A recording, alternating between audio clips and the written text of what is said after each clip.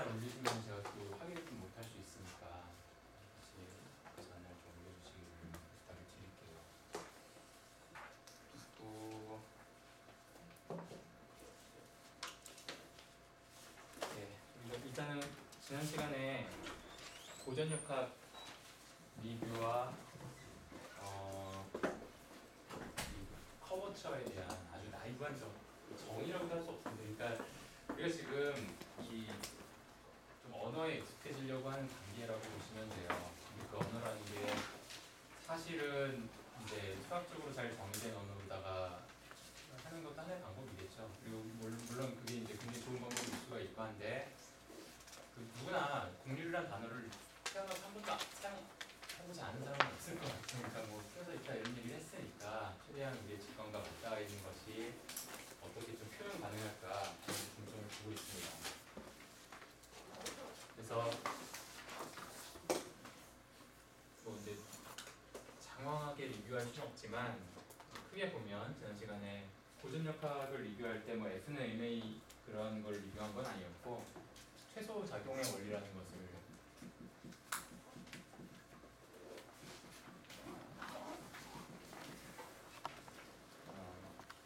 간략하게 정말 그 한두 개의 예제만 가지고 리뷰를 했습니다. 그래서 그때 이제 동기부여를 이제 제가 그때 실험 장비 이렇게 가져와가지고 빛이라고 하는 거는 이 스넬의 법칙을 예를 들었었죠. 이게 왜 희한하게 입사각하고 굴절각하고 입사각을 2배 주면 굴절각도 2배 대주는 것이 아니라 사인 함수에 비례하는 것이 처음 보는 사람에게 굉장히 이상할 수가 있습니다. 저도 기억이 나요. 고1 때 스넬의 법칙을 저기 실험실 내려가가지고 이렇게 반원으로 된 물 반 채워가지고 하는 걸로 이렇게 하는데 제가 원했던 거는 진짜 2배였으면 2배로 굴절되는 게 제가 기대했던 거였어요. 근데 전혀 그렇지 않아가지고 나중에 책을 찾아보고 알게 됐지만 굉장히 좀 특이한 겁니다. 그러나 그거에 대해서 나름의 설명 방식이 있을 수 있는데 그 중에 하나가 최소 시간의 원리였고 이유는 잘 모르겠지만 그러니까 빛이 한 점에서 한 점으로 갈 때 걸린 시간이 최소가 되는 방식으로 패스를 택한다라는 가정을 하고 나면 현상이 설명된다는 거죠. 그리고 그게 이제 많은 것들을 설명할수록 점차 이제 좀 믿게 되는 것 같아요. 이제 그런 원리가 있는데 우리가 지난번에 그럼 빛이 이제 휘어진다라고 하는 것은 공기에서의 빛의 속도하고 물 속에서의 빛의 속도가 다르기 때문에 일어나는 현상이라면 이 공이나 무슨 물질, 그러니까 질량을 가지고 있는 것들도 속도가 있잖아요. 근데 이제 뭐 땅에서 굴러가다가 갑자기 무슨 진흙탕을 만난다든지 그런 상황에서 굴절이라는 현상이 일어날 텐데 그 양상이 빛하고는 굉장히 다르지 않는 거죠. 그래서 그걸 수정하기 위해서 뭔가가 최소가 되는 프린시플을 찾으려고 했던 겁니다. 그래서 그 무언가를 그냥 액션이라고 불렀고요. 그때 이제 도입했던 액션은 디스턴스, 얼마만큼 이동했는가 곱하기 스피드.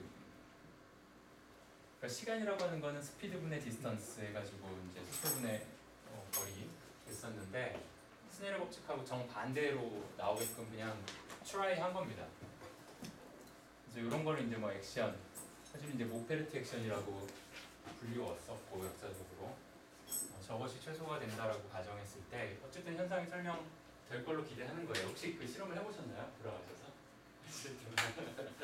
그때도 말씀드렸지만 그 변인 통제 좀 잘 되게끔 실험을 디자인한다면 좀 재미난 사람들과 서로 많이 공유할 수 있을 거라고 저는 좀 기대를 합니다. 근데 이제 이게 완벽한 건 아니었어요. 그래서 이제 좀 현대적인 버전으로 많은 것들이 생략됐지만 요 액션이라고 하는 것은 라그랑지안을 시간으로 적분한 형태로 여기서는 처음과 끝이 딱 고정되어 있는 상태에서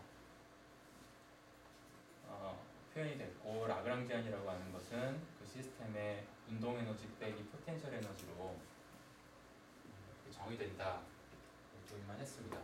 제가 주간 보고서 읽어보니까 한 두어 분 선생님들이 이런 질문을 하셨어요. 뭐 거를 일종의 공리라고 봐도 됩니까? 뭐 이런 것도 있었고요. 또 예전에 FNMA를 처음 배울 때 그냥 믿으라고 했던 것 같다. 그러니까 그게 왜 맞는지에 대한 설명 없이 믿는 것처럼 리스트 액션 프린시플이라는 것도 일단 믿고 시작하자는 거냐? 뭐 이런 것도 있었고 좀 비슷한 주간보고서 내용들이 한 3개 정도 있었던 것 같아요. 근데 일단은 뭐 공리론적이다 이런 말을 쓸 때 좀 조심스럽다고 저는 생각을 합니다. 사실 그런 책도 있어요. Axiomatic Physics, Axiomatic Approach to Classical Mechanics.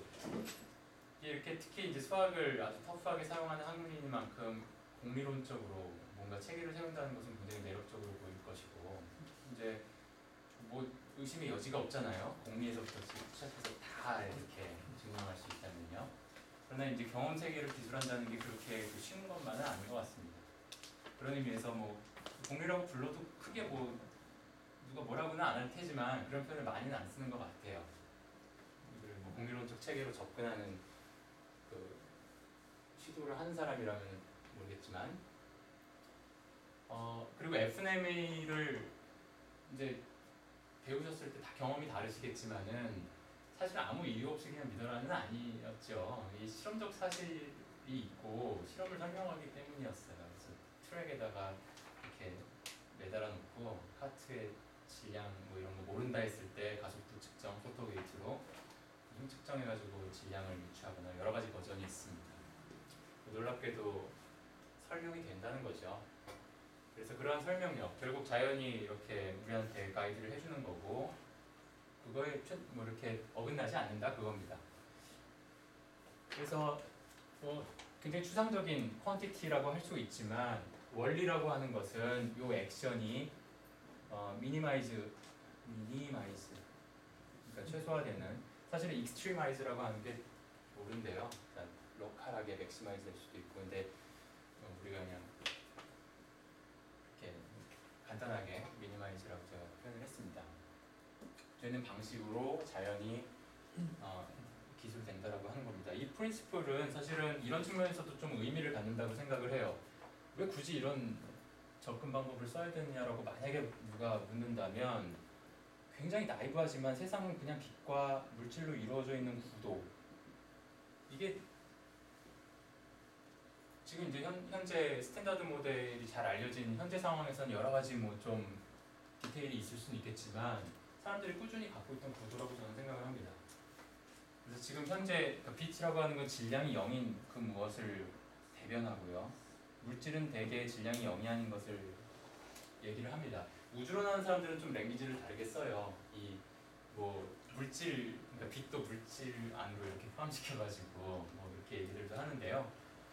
어쨌든 이런 구도에서 봤을 때 사실은 이제 질량이 0인 또 다른 파티클이 있으면 또 이제 빛과 빛 같은 파티클 해가지고 분류를 해요. 처음에 뉴트리노 같은 거 질량이 없다고 생각했고 빛의 성질을 다 따라갔는데 요새는 뉴트리노 질량이 있는 걸로 이해하고 있죠. 그래서 어쨌든 빛이 최소 시간의 원리로 설명이 되고 물질이라는 게 최소 작용의 원리로 설명이 된다면 최소한 대등한 이해의 구조를 좀씩 갖춰가는 것 같습니다. 그리고 만약에 이제 좀 더 추구해가지고 이 빛과 물질을 동일한 하나의 원리, 하나는 최소 시간, 하나는 최소 작용이 아니라 뭐 이를테면 똑같이 최소 작용의 원리로 설명을 다 해낼 수가 있다면 이런 것을 이제 유니피케이션이라고 물리학자들이 굉장히 좋아하는 유니피케이션 통일이죠. 서로 다른 분야처럼 보였지만 통합적으로 설명하려는 것이 우리의 이해를 좀 더 깊게 해주는 것 같습니다.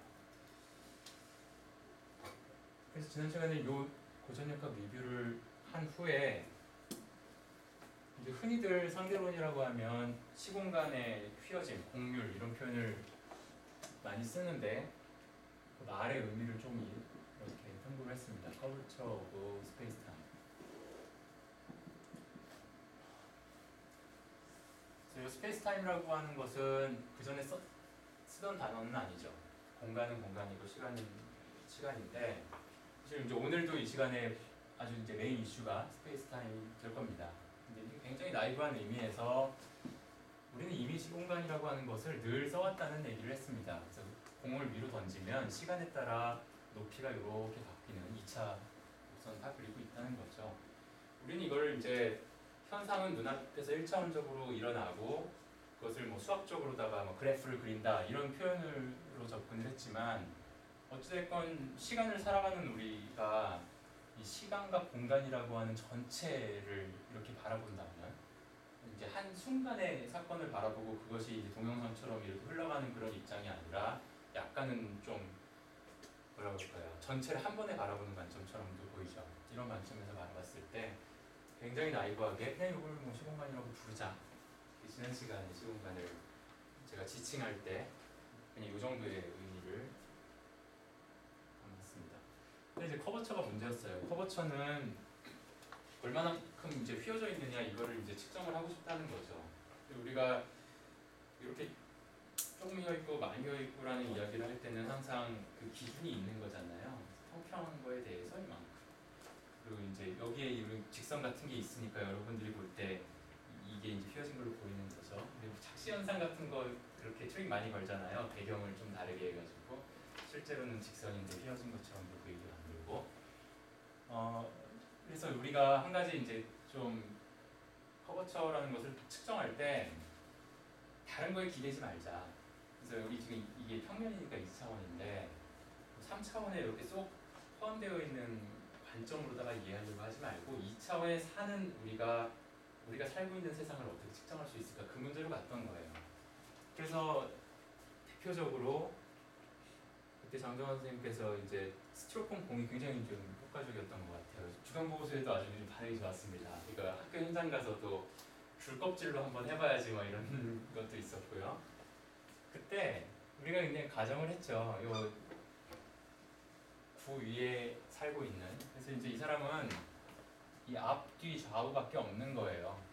그래서 2차원을 살고 있는 사람이고 이 사람이 구가 굉장히 커가지고 전체를 우리가 탐구할 방법은 별로 없어 보여요. 최소한 우리 사는 근처를 탐구하는 건데 최대한 멀리 뭘 측정하면은 휘어졌다는 것을 좀 알 수 있을까? 그 중에 하나가 이제 삼각형 같은 거였어요. 그래서 지금 예를 들어 이렇게 ABC를 그린다면 물론 삼각형의 정의 같은 것을 정확하게 하지 않았기 때문에 우리가 디스커션도 좀 했었습니다. 오히려 그게 좋았던 것 같아요. 그러니까 이게 정의가 되게 중요한 거다라는 걸 인식하기도 했고요. 근데 어쨌든 그거는 이제 나중에 그 소위 측지선이라고 해가지고 가장 그 두 점 사이에 거리가 짧은 게 뭐냐 하는 것도 좀 더 다루게 됩니다. 지난 시간에 이제 처음 맛보기 뭐 이런 우리 직관에 많이 의존하는 거죠. 그래서 내각의 합이 180도라고 그렇게 배워왔는데 이 구 위에서는 180도가 아니라 그때 최대가 몇이었죠? 540까지 됩니다. 540도 뭐 이런 것까지도 가능한 맞나요? 지금 대략 그랬던 것 같아요. 그러니까 그런 걸 보아 사실은 이것도 엄청나게 큰 삼각형을 탐구해야 되는 거죠. 개미 입장에서는 이게 볼 때는 이 정도 탐구할 거면 차라리 공을 세게 던져가지고 뒤로 돌아오는지를 볼 겁니다. 근데 정말 우리가 2차원에 살고 있는 굉장히 제한된 아무리 해도 텔레스코프 아무리 잘 개발을 해도 굉장히 제한된 영역만 탐구한다는 것을 계속 좀 숙지를 한다면 많이 이해가 됩니다. 이런 방법도 있었고 또 이제 요 위에 원을 그리는 방법도 있었습니다. 그래서 원은 한 점으로부터 그러니까 기준으로부터 일정한 점들 거리의 점들의 집합인데 내가 기준으로 삼은 요 P라고 하는 점이 뭐 특별한 점이 아니라 그것을 북극으로 해도 됐었죠. 그래서 최진영 선생님께서 이 면적을 계산을 통해서 그 파이R 제곱이 되지 않는다는 것을 보였죠. 면적이. 그래서 평면 세상에서는 파이R 제곱이었는데 내가 사는 세상에서 파이R 제곱에서 얼마만큼 벗어나 있는가를 뭐 나름대로 정의하면 될 겁니다. 벗어난 정도 해가지고 커버처로 정의한다든지 뭐 실제 커버처를 정의하는 방식하고는 꽤 다르지만 대략 이런 아이디어들이 사용될 수 있다. 그걸 이야기를 했죠. 근데 그걸 가만 들여다 보니까 우리가 뭐 일반 상대론을 배울 때 미분기하를 알아야 된다 이런 얘기 하지만 사실은 알게 모르게 우리가 다 미분기하를 쓰고 있는 거나 다름없다 이 얘기를 했어요.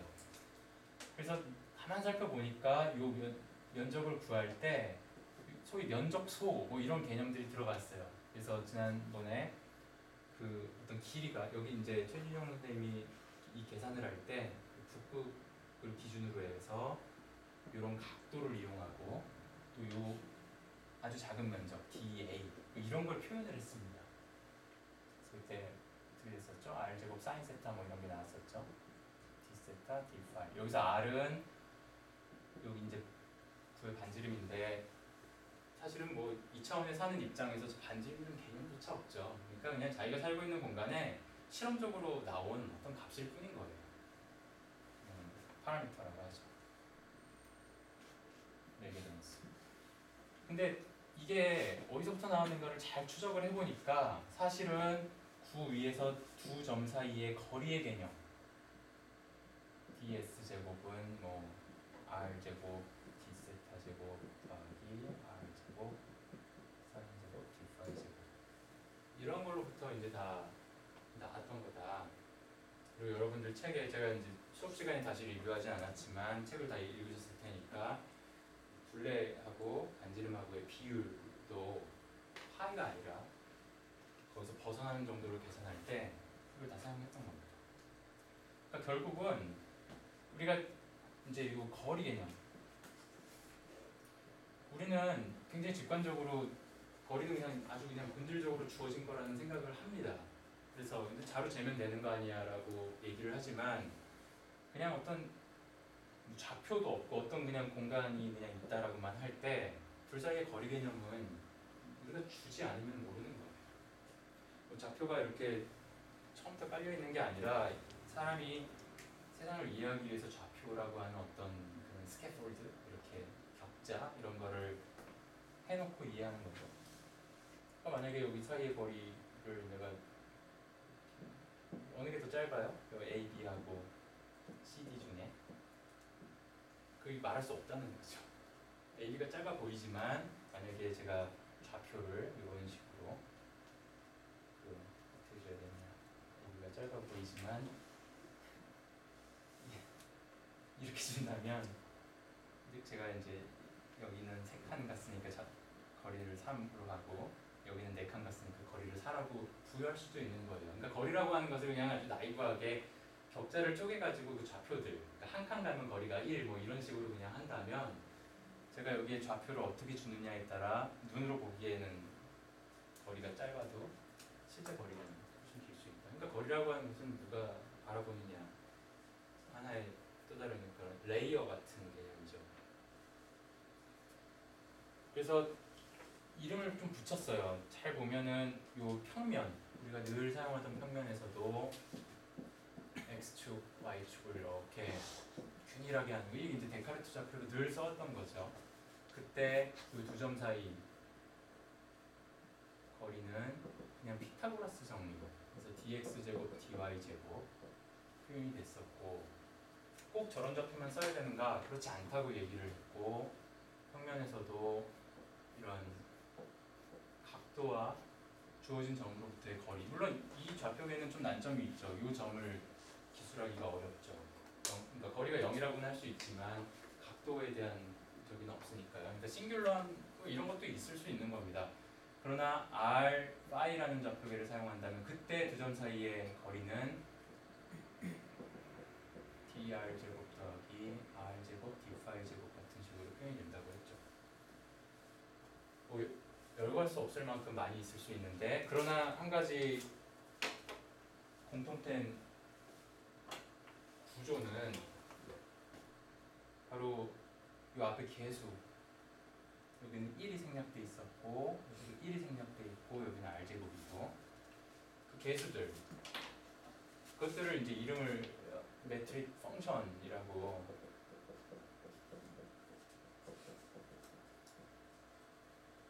이름을 붙였고요. 우리말로 계량 이렇게 많이 하는 것 같은데요. 저는 메트릭이라고 계속 하겠습니다. 계량. 메저하고 지금 다 관련이 있는 거예요. 거리를 메저해야 되니까. 그것을 정리해주는 함수가 메트릭 펑션이라고 불렀습니다.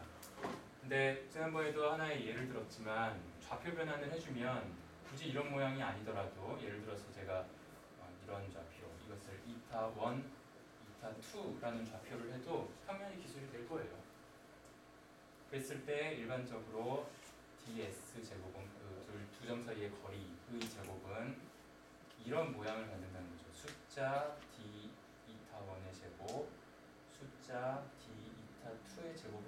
게 아니라 d 이타 1, d 이타 2 같은 것들이 생겨나. 좌표를 정리에 따라서. 근데 이제 여기는 이제 2를 먼저 쓰나 1을 먼저 쓰나 그건 제 자유니까 그냥 반으로 딱 쪼개가지고 여기 뭐가 나오든 간에 반으로 쪼개서 이런 구조로 바라보기로 한 거죠. 그래서 지금 2차원 평면 얘기를 하고 있는데 매트릭 펑션은 일반적으로 4개고 그 중에 2개는 똑같다 그 얘기를 한 겁니다. 그래서 그걸 행렬로 표현한 거였어요. 매트릭을 2차원에서 이렇게 행렬로 표현하면 제가 요 들어가는 숫자를 G11 여기를 G22 여기를 G12 G21으로 성분처럼 표기를 한다면 G11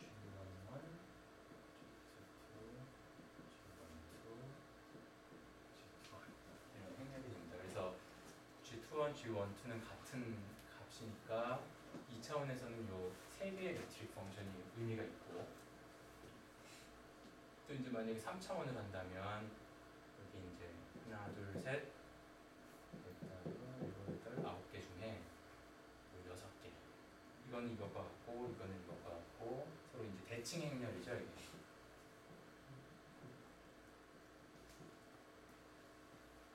그래서 3차원에서는 6개의 매트릭 펑션 4차원이면은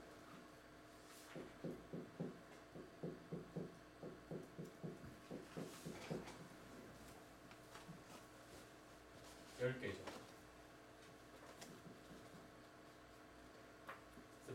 어쨌든 매트릭을 주면 그 공간에 어떤 성질들이 그 안에 이렇게 인코딩이 되어 있을 거란 기대를 하는 겁니다.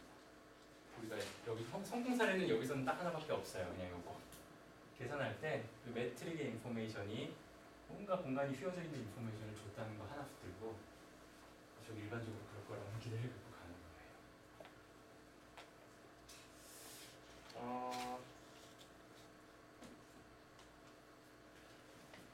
그때 제가 일단 요 정도 얘기가 그때 거의 끝났던 것 같아요. 혹시 그 제가 주간 보고서에 어떤 선생님 그 매트릭의 의미 뭐 이런 것들 좀 질문하시기도 했는데 혹시 질문 있으시면 지난 시간 관련해서 아니면 뭐 고전역학 쪽으로 좀 하시겠어요? 주간 보고서에 쓰셨던 질문들 좀 해도 괜찮고요. 제가 개인적으로 피드백을 해드리려고 했는데 있으신 것 같아요. 저는 모르는 게 많아서 네. 지금 저기 보면 대칭 연결해서 이제 3개만 가지고 다 표현할 수 있다고 했는데 여기가 그냥 반만 있어요. 그러면 G21이랑 G12랑 이제 저기서 이제 써놓긴 했잖아요. 네. 그 대칭적인 면이 있기 때문에 이거를 무시하고 해도 되나요? 그러니까 이게 제가 원래는 이거 없는 건데 그냥 이걸 절반으로 나눠가지고 2개로 쪼개서 쓴 거예요. 지난번에 예제에서 이 16분의 3인가? 그래서 원래 16분의 그러니까 8분의 3이 나왔었어요. 여기가 기억나세요? 지난번 예제에서 그냥 요걸로 끝났어요. 근데 그거를 반을 쪼개서 16분의 3 요거 더하기 16분의 3으로 표현한 것 뿐이에요. 물론 수학적으로 보면은 도대체 D하고 곱한 게 뭐냐 이런 얘기가 이제 있어요. 그러나 이제 우리가 받아들일 때는 그냥 곱하기로 이해해도 까는 것 같아요. 그러면 그렇게 저렇게 행렬을 표현하면 곡률의 정도를 이제 우리가 알 수 있을 거라고 기대하는 거죠. 여기서 그걸 보여주지 못했지만 하나의 그 힌트는 뭔가 우리가 이 매트릭을 알았다는 거죠. 여기서부터 출발해서 지난번에 최진영 선생님이 계산을 했을 때 이 우리가 평면하고 구별되는 어떤 게 나왔다는 거죠. 그러한 곡률을 나타내는 지표 그런 것들이 요 안에 다 인코딩되어 있는 거 아니겠냐. 그러면 평면일 땐 111. 예 맞아요. 이 좌표에서 111과 대비해서 이제 뭐 이렇게 숫자를 가지면 그것만 보고도 곡률의 정도를 이제 직관적으로라도 알 수 있다는. 네, 그걸 기대하고 있는 거예요. 맞아요. 그러나 여기서도 분명히 나타나지만 우리가 그냥 아주 직관적으로 둘 다 평면인데 휘어지지도 않았고 근데 데카르트 좌표에서는 매트릭이 1, 0, 0, 1이었고 극좌표를 사용하니까 1, 0, 0 R제곱이 됐잖아요. 그러니까 이것만 보고 뭔가 휘어져 있을 거다라고 기대해서는 안 된다는 주의사항들을 이제 보여주고 있는 것 같아요. 특히나 좌표를 내가 어떻게 잡느냐에 따라서 만약에 공률이라는 게 달라진다면 이건 좀 큰 문제죠. 좌표하고 무관한 것이어야 될 것이고 그 정도 힌트가 여기 안에 숨어 있는 것 같아요. 그래서 그러니까 여기까지 결론적으로 요 매트릭이라고 하는 것은 일단은 거리 개념을 주는 어떠한 함수다. 그냥 이렇게 이해를 해도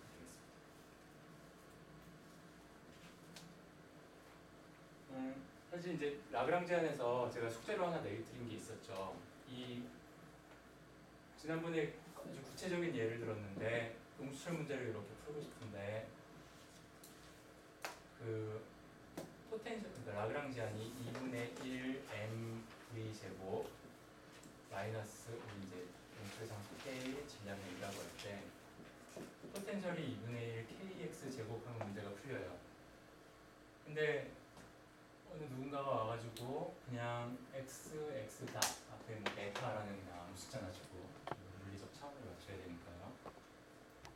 이렇게 했을 때 야 이건 문제 틀렸다 이게 답이야라고 말할 수 없다는 거죠. 그때 얘기했던 게 여기 더해진 항이 아무거나 더하면 큰 문제가 되겠지만 포텐셜이 달라지니까 또는 키네틱 에너지가 그 구조를 잘 보니까 베타 x 제곱이라고 하는 것을 시간으로 미분한 거잖아요. 이게 2분의 1 붙어서 그래서 여기서는 이제 x제곱이라는 함수를 그냥 예를 든 거지만 일반적으로 뭐 이상한 어떤 함수라도 좋다는 거죠. x와 그러니까 원래 변수를 썼던 시간에 관한 그 어떤 함수라도 시간 미분 형태로다가 내가 더해주고 빼주고 해도 운동방정식은 전혀 지장이 없다는 거예요.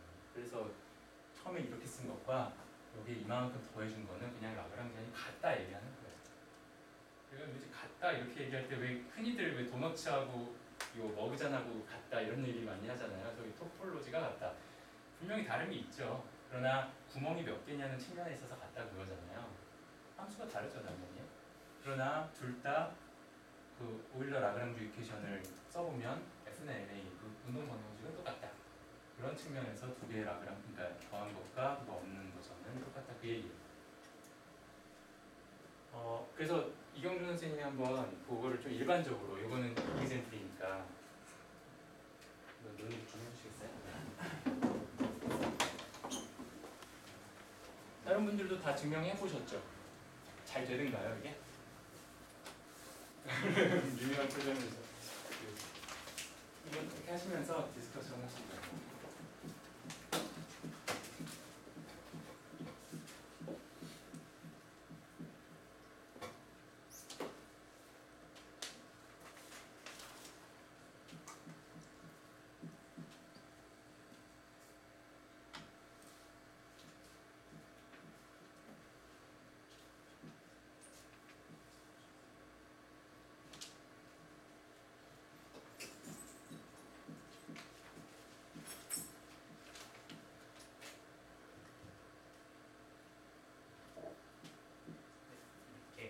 이게 했을 때도 0이 나오면 증명이 되는 거니까요.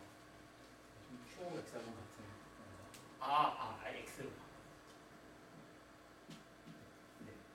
이렇게 이거를 증명하는 게 결국에는 문제였던 것 같아요. 그래서 이거를 이제 여기다 다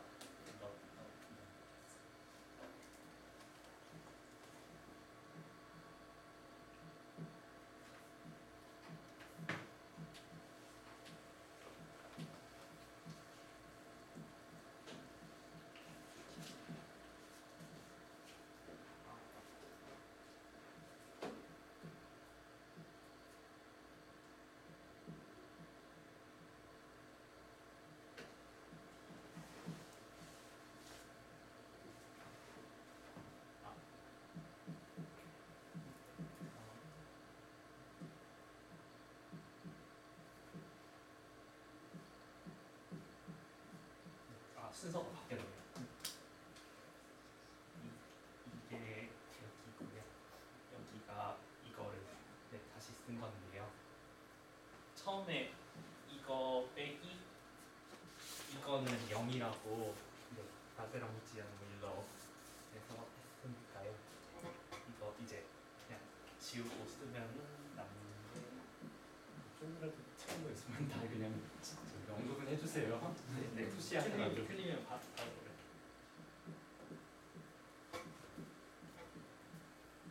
하는 게 있는 것 같아서. 아 진짜요? 네, 그래도. 여기요? 사실은 이 문제는 이제 그 엄밀하게 한번 그런 거 없이 이제 훈련이라. 네, 이렇게 되는 것 같습니다. 네, 이것만 이제 0임을 보이면 이제 다 증명이 되는 건데요. f, x, t에 대한 정미분을 다시 써보면요.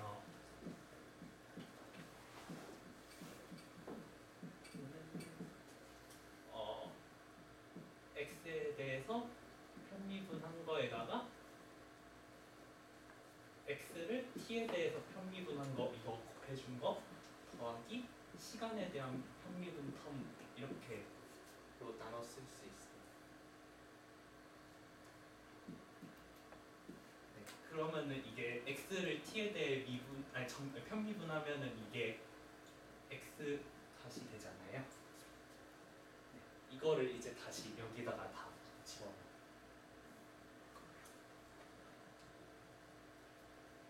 그러면은 여기는 그냥 그대로 두겠습니다. 라운드 x에 e dt f에서 빼기 이제 제가 글씨를 못 써가지고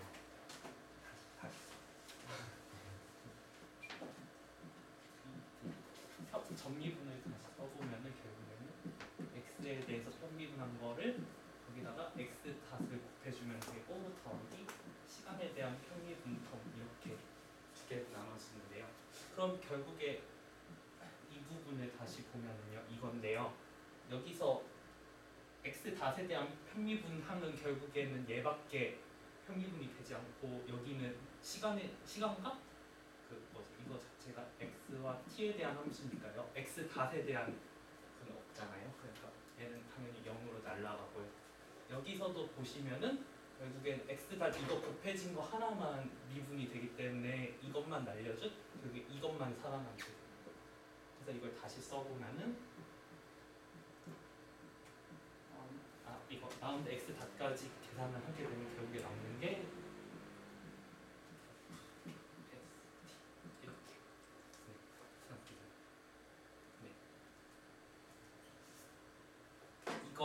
이거랑 계산하면은 이제 0이 될 것 같은데요. 0이 되는 것도 다시 또 보이려고 하면은 이게 x, t 이렇게 된 거잖아요. 네, 그러면은 시간에 대한 미분을 먼저 써보면은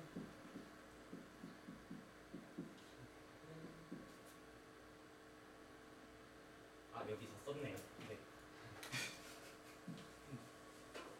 다시 쓰면은 xt는 라운드 x의 f에 t 곱하기 x 탑 더하기 시간에 대한 이렇게 되는데요. 그러면은 그거를 다시 라운드 x를 하면은 결국에는 저기 앞에 하면 라운드 제곱에 라운드 x 제곱 fxt에 x 탓은 그대로 살아남고요. 그 다음에 뒤에 하면 여기에 x에 대해 한 번, t에 대해 한 번, 네 이렇게 하면 살아남게 됩니다. 그 다음에 이거를 똑같은 방식으로 이제 할 건데요. 얘는 그냥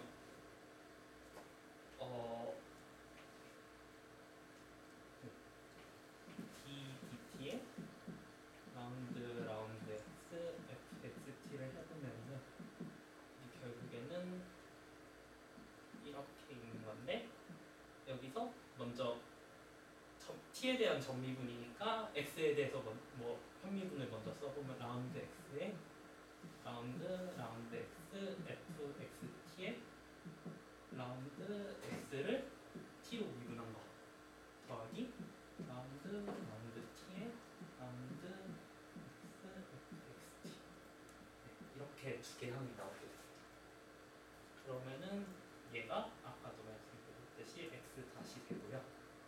결국에는 다시 보시면 이게 이 부분과 같습니다.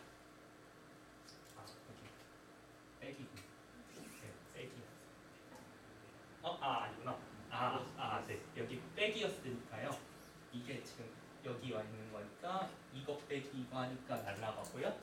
얘랑 얘도 결국에는 x에 대해 먼저 편미분하나 t에 대해 먼저 편미분하나 사실 독립변수이기 때문에 뭐 영향이 없기 때문에 그래서 결국에 0이 이게 계산이 네 죄송합니다. 네 혹시 중간에 틀린 부분 네.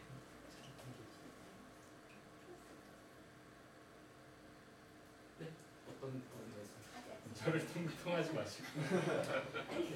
네. 아니 제가 너무 D 여기가요. 아, 여기가요? 두 번째 뭔가. 여기요? 네. 네. 보면 저걸 이렇게 뒤로 옆으로 넘기면 저게 마이너스. 옆으로 어느 이거를 예를 들어요? 근데 저 앞에가 마이너스는 아니에요. 제가 글씨 못 써서 네. 아니요. 네. 자신감을 가지시는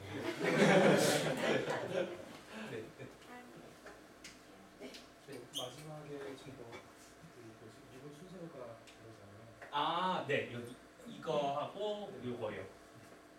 제가 항상 만족하는 건지. 이게 둘이 결국에는 독립변수잖아요. 편미분할 때는. 근데 네. 상태함수 배울 때 상태함수 조건이 디퍼런셜이 아닌 거 그런 얘기가 나오고. 네? 그러니까 그 미분하는 순서에 상관없이 미분값이 똑같았는데. 양자역학적 이거. 그다음에 연립하게서 보면 나오는 것 같은데. 그래서 그래서 F가 네. 가정이 되는 건지 아니면 일반적인 F에서 근데 제 조건이 편도함수가 연속이면 그냥 교환 가능하다는 게 정의거든요.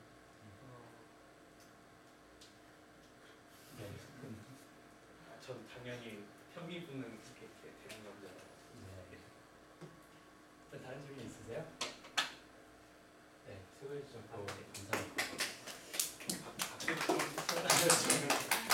아쉬우지 마시고 네, 들어가시면 됩니다. 예, 사실 방금 정영진 학생님 잘 말해주셨어요. 이게 사실은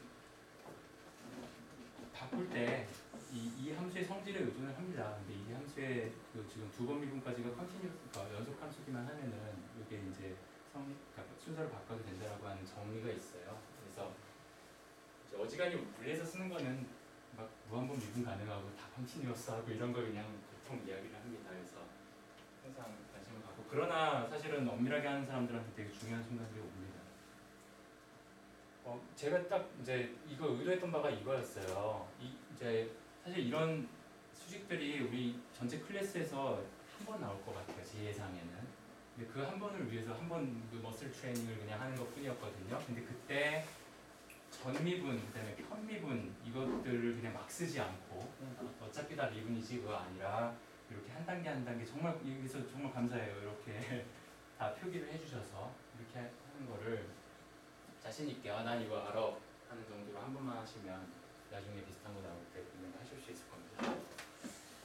그래서 이제 믿을 수가 있는 거죠. 라그랑지안에 이만큼 더해주는 것은 그 더해주는 만큼의 자유가 있다 뭐 이렇게 표현할 수 있겠습니다. 토탈 데리버티브만큼 더해도 된다 뭐 이렇게 표현을 하죠. 그리고 지난 시간에 제가 시메트리라는 단어를 썼었죠.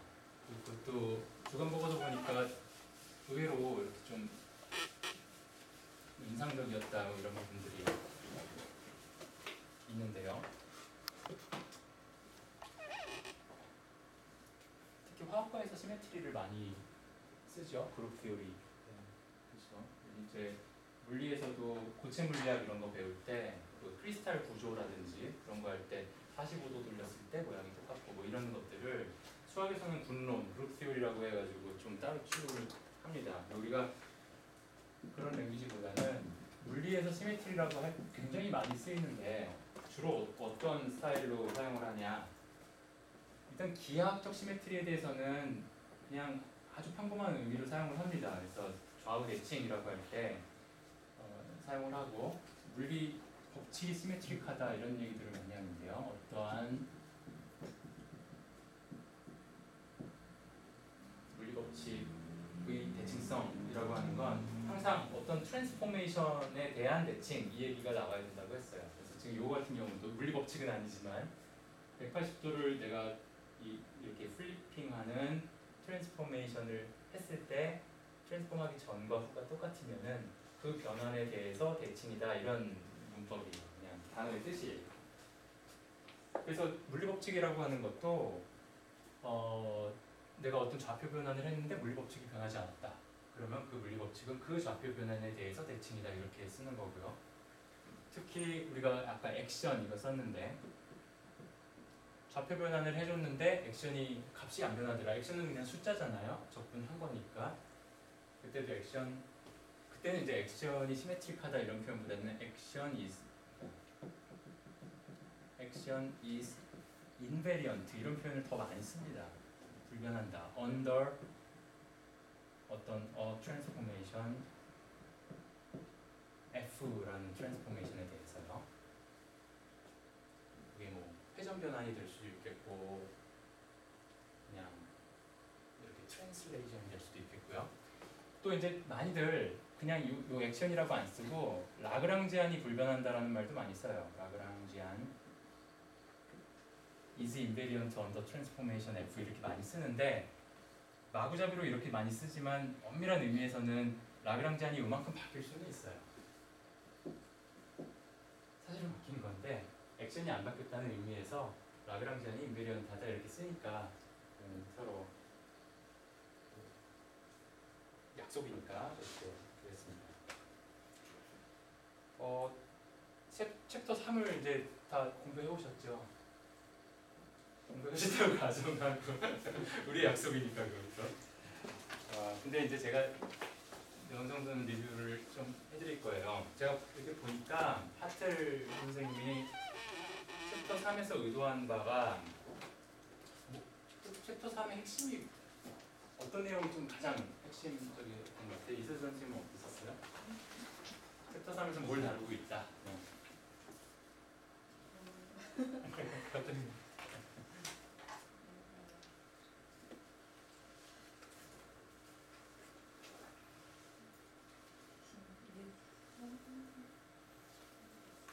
네, 뉴턴의 법칙 얘기하고 있죠.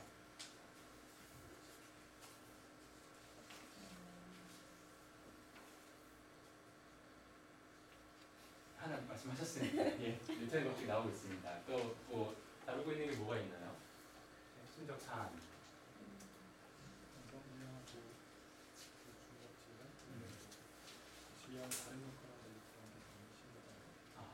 완성질량과 동력질량이 사실 다른 역할을 하는 건데 근데 핵심질이 같다. 뭐 이런 인과원리 얘기를 하고 있죠.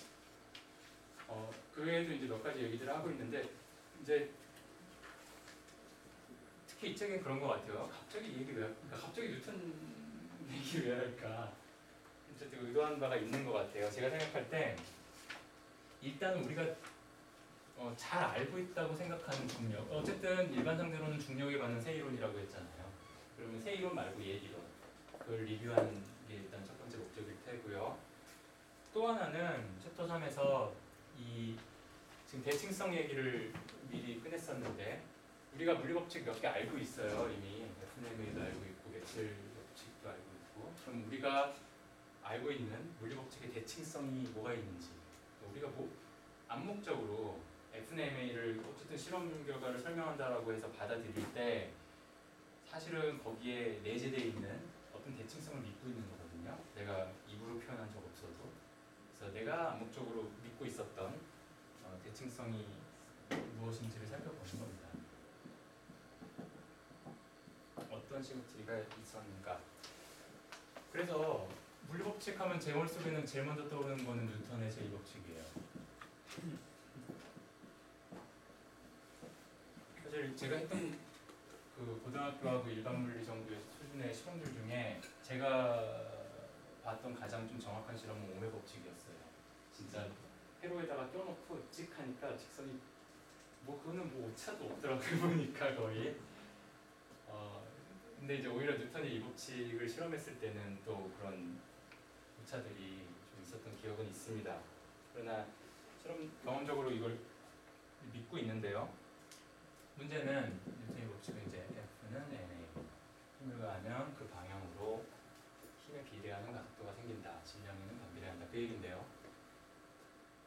어떤 관찰자에 대해서 이걸 실험한 관찰자가 있을 거예요, 분명히. 근데 그 사람이 이걸 확인했다라고 해서 이 관찰자로부터 이렇게 멀어지고 있는 관찰자, 달려가고 있는 관찰자가 봤을 때에도 저 법칙이 여전히 유효하겠는가 그 질문을 하고 있는 거예요. 만약에 법칙이라고 하는 것이 관찰자에 따라 달라진다면 분명히 달려가면서 뭐 위치라든지 속도 같은 측정 양은 달라질 수 있을지 몰라요. 물리 양은. 그러나 그들 간의 관계식인 물리 법칙이 달라진다면 과연 법칙이라고 할 수 있겠는가? 그거를 지금 이야기를 하고 있습니다. 그래서 이선희 선생님께서 준비하신 분이 많은데 이 뉴턴 이 법칙을 그 문제로 있었죠. 그 가속되는 좌표계에서 봤을 때 과연 법칙으로서 타당한지 한번 소개해 주세요. 처음 들으신 것처럼 표정을 지으셔서.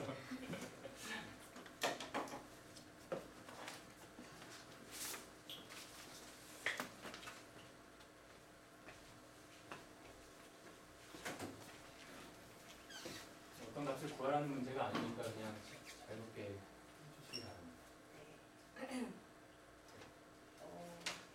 문제에서 이제 그 일정하게 가속되는 개가 이 관성계와 이제 비교했을 때 불변하지 않다는 것을 보여라라고 해서요.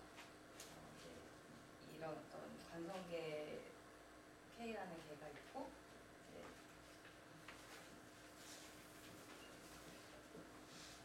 이 또 다른 개는 이 관성계에 대해서 어떤 x축의 방향으로 a의 가속도를 가지고서 가속을 한다고 생각을 했습니다. 이때 이런 좌표를 x로 나타내고 여기서는 이제 k 프라임 개가 됐기 때문에 좌표는 x 프라임이라고 나타냈을 때 이 관성계에서는 이제 저는 불변하지 않다는 걸 보이기 위해서 그냥 간단하게 이 값이 여기서는 0인데 여기서도 0일까 뭐 이런 걸 이제 확인을 해서 같이 0이 나온다면 이제 또 다른 사례들을 찾아봐야 되지만 0이 아니라고 한다면 불변하지 않다, 즉 변한다라고 생각을 할 수 있을 거라고 생각을 했고 여기에서 이제 좌표를 표현을 하자면 이제 이렇게 표현을 할 수 있겠다라는 생각이 들었습니다. 그래서 얘를 미분을 만약에 이렇게 하게 된다면 여기서는 마이너스 a라는 값이 나오더라고요. 그래서 0이 아니기 때문에 불변하지 않다라고 얘기를 할 수 있겠다라는 생각이 들었고요. 여기서의 운동 방정식을 쓰라고 하여서 이제 이런 식으로 질량을 곱해줘서